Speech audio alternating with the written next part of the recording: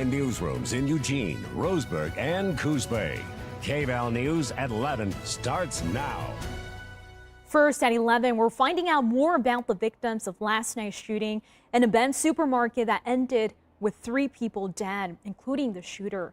Thanks for joining us. I'm Brisa Mendez. Disturbing new details and online blog entries dating back to June revealed that the suspect had been planning and detailing his desire to commit a mass shooting.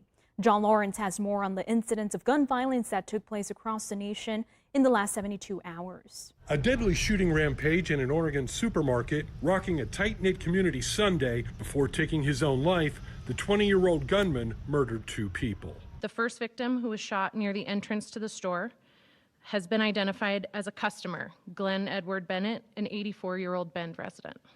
The second victim, a Safeway employee, was shot near the rear of the store in the produce section. He has been identified as Donald Ray Surratt Jr., a 66-year-old Bend resident. Surratt engaged with the shooter, attempted to disarm him, and may very well have prevented further deaths. In Arizona, a gunman's battle with police has ended in tragedy. Governor Kate Brown today issued the following statement on the shooting that occurred in Bend last night. I am asking all Oregonians to keep the victims of last night's shooting in Bend and their families in your thoughts and in your hearts today. Every Oregonian should be able to go to a grocery store without the fear of gun violence. While there is still much we don't know, Oregon State Police are working with local authorities to respond to and investigate this tragic event. Last night's shooting was one of several in Oregon. Just this weekend, the families of these victims will forever be impacted by these senseless acts. All Oregonians deserve to be safe from gun violence. A quick update on the Cedar Creek fire. It's now reported to be nearly 7,700 acres with 10% containment. Officials will hold a community meeting tomorrow at 6 p.m. at Green Waters Park Community Building in Oak Ridge. The meeting will also be streamed on the Cedar Creek Fire Facebook page. To view. Brisa.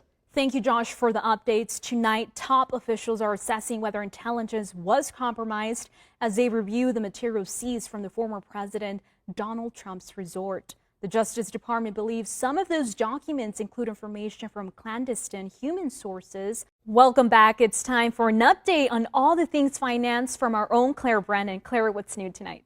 Well, Brisa, with some AC, Brisa.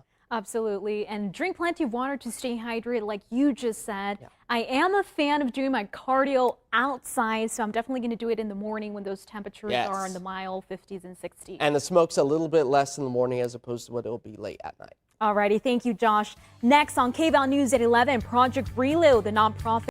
Those that qualify will have increased access to VA health care and will receive help with disabilities resulting from the exposure. To see if you qualify for these benefits, call the Lane County Veteran Services at 541-682-4191. Moving on, Trevor Denton joins us in the studio. What's new tonight, Trevor? Brisa, not going to lie to you. Sometimes I get a little nervous before a show. Guess what? Coaches are humans, too. The same thing can happen to them before a big game. We'll hear how Dan Lanning is feeling before that in the country. So coming in with a lot of hype. Very fun team to watch. That's going to be very exciting to see who's going to actually get that win. Yeah. I used to play volleyball and back in high school, Really? But Trevor, I wasn't good. Yeah, no I offense. was so I don't know if you have the bad. hype for it. I don't know if that was your sport. No offense. That definitely was not my sport.